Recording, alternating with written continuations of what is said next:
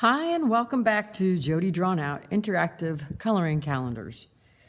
We're working on our ants calendar because it's Tuesday, and this is how far we've gotten, and we're going to talk about that some more in just a minute.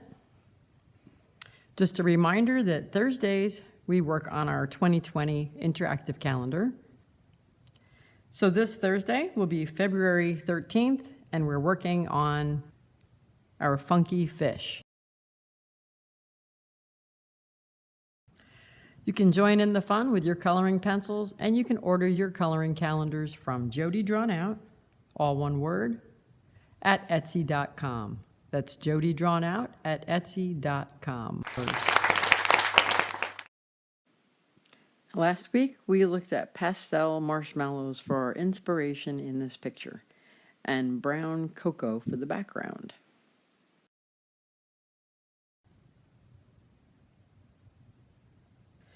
This one is chocolate, appropriately enough, and it's really just right for me. I really like this color. And this one is dark brown, and this is a really nice blend to the chocolate. So taking into consideration our light source, which would be coming from the top of the picture, I want the chocolate to be the lightest at the top and gradually getting darkest down to the bottom, especially where the marshmallows have collected.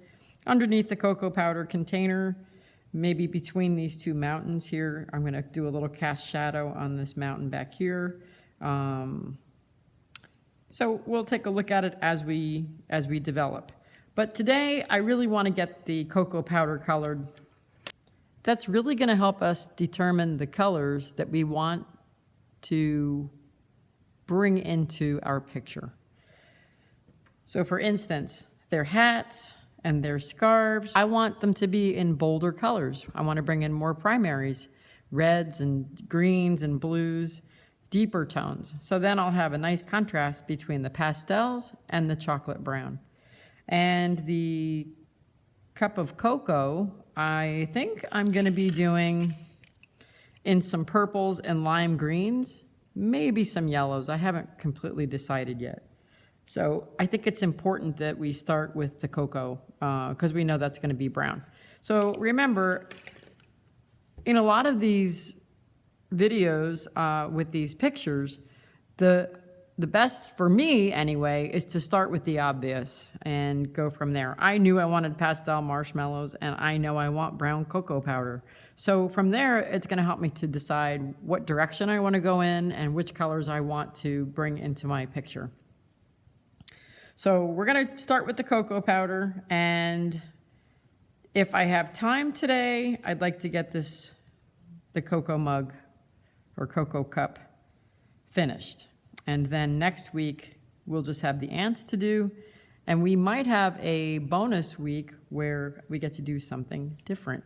And I have a new coloring book that I just finished for Starbucks, and maybe we'll work in that a little bit. So that could be fun.